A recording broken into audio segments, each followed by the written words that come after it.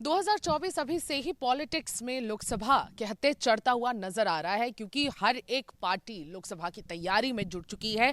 Plus minus सारे equations बैठाने की कोशिश की जा रही है। और इसी बीच अमित जोगी, जो कि जनता कांग्रेस के सुप्रीमो हैं, उन्होंने मुलाकात कर ली union home minister Amit Shah से। ये मुलाकात हुई थी सोमवार को, यानी कि मंडे। लेकिन इस मुलाकात के मायने क्या है, डिकोड करने के लिए आज हमारे साथ पॉलिटिकल एक्सपर्ट राम अवतार तिवारी जी मौजूद है, सीनियर जर्नलिस्ट और बहुत ही छत्तीसगढ़ के अच्छे मंझे हुए पॉलिटिकल एक्सपर्ट। सर, किस तरह से मैं आपका चुनाव तक पर सबसे पहले स्वागत करती हूं।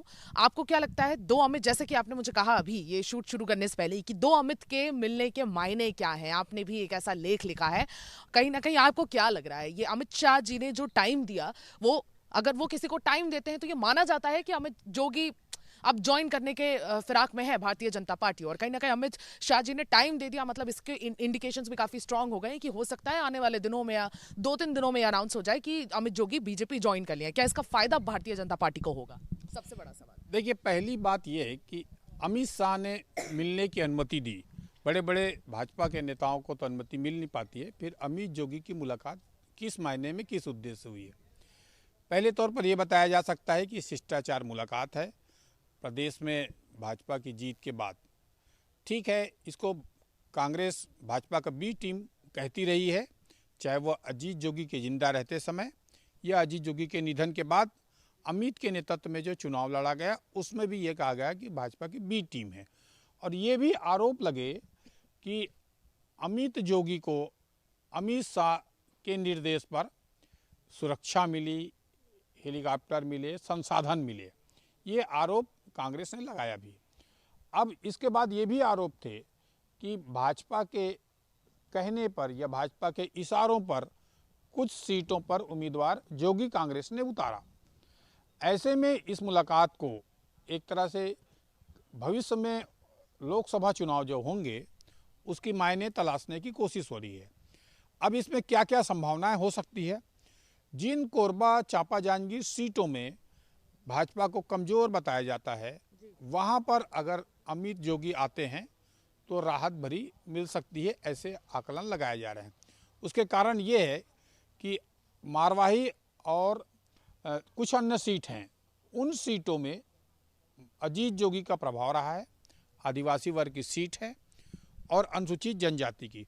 अनुसूचित जाति और अनुसूचित जनजाति की जो वोट हैं, उन वोटों पर प्रभावी बनाने में भाजपा लगातार जुटी हुई है।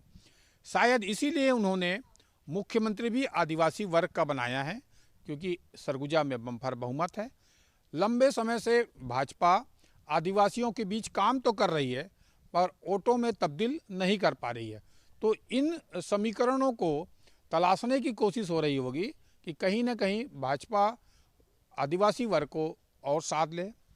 दूसरी बात ये भी हो सकती है कि अनुसूचित जनजाति है उसको भी साथ ले। तीसरा, अभी भाजपा ने अभियान चलाया है कि नए लोगों को जोड़ना है, दूसरी पार्टी के लोगों को जोड़ना है, युवाओं को जोड़ना है। तो एक तरह से अगर राष्ट्रीय तरीके से परिप्रेक्ष्य में चुनाव राजनीति को देखेंगे तो भाजपा ने कांग्रेस के युवा तमाम नेताओं को अपनी पार्टी में लेकर उनको उचित सम्मान दिया और रास्ता उनके लिए निकाला है। तो इस परिप्रेक्ष्य में भी माना जा रहा है, हो सकता है। तीसरा, ये भी कहा जा रहा है कि छत्तीसगढ़ में चलने वाले तमाम एजेंसियों की जांच पड़ताल के बीच कुछ और कागजें, कुछ शिकायतें, कुछ समीकरण जो एक अमित जोगी ने अमित शाह को बताने की कोशिश कागजों के माध्यम से दी होगी। तो कहीं ना कहीं इसमें राजनीतिक किसकी सध रही है ये आगे जाके पता चलेगा। परंतु ये तो दिख रहा है कि इनमें दोनों के राजनीतिक तरीके से फायदे की उम्मीद लगाई जा रही है। अब ये भाजपा में उसमें शामिल होंगे या नहीं होंगे, ये अटकलें लगाई जा रही है। तो भाजपा भी अपने गुण दोष को देखेगी कि इस तरह से शामिल करने से फायदे क्या है, नुकसान क्या है, पहली बात। दूसरा, अमित जोगी जी पहली कांग्रेस में आने का प्रयास करते रहे, कांग्रेस में आने का सफलता अलग अलग कारणों से नहीं मिल पाई। अब जब भाजपा का जनाधार तेजी से बढ़ रहा है, भाजपा की छत्तीसगढ़ सहित केंद्र में सरकार है, ऐसे में भाजपा में आकर अपने और अपने समर्थकों की राजनीतिक भविष्य सुरक्षित रखने का फैसला भी ले सकते हैं। राजनीतिक भविष्य सुरक्षित रखने का फैसला ले सकते हैं। आपने कहा जेसीसी की, जैसे आप भविष्य की बात कर रहे हैं, जेसीसी ने इस बार 2023 के लोकसभा इलेक्शंस में उनका जो वोट शेयर अगर आप देखेंगे पूरे वोट शेयर में तो 2% से कम रहा। तो जेसीसी के फ्यूचर पे तो बात आ ही पड़ी है, लेकिन कहीं ना कहीं आपको लगता है कि भारतीय जनता पार्टी की रिक्वायरमेंट है अभी एससी वोट बैंक, क्योंकि एससी वोट बैंक अगर देखा जाए तो 10 सीटों में, विधानसभा की 10 सीटों में 6 सीटें कांग्रेस के पाले में चली गई। 2018 में ये 7 सीटें थी। तो आपको लगता है कि बीजेपी कहीं ना कहीं एससी वोट बैंक में थोड़ी कमजोर रही, इसलिए शायद अमित जोगी को ले लिया जाए इस तरफ?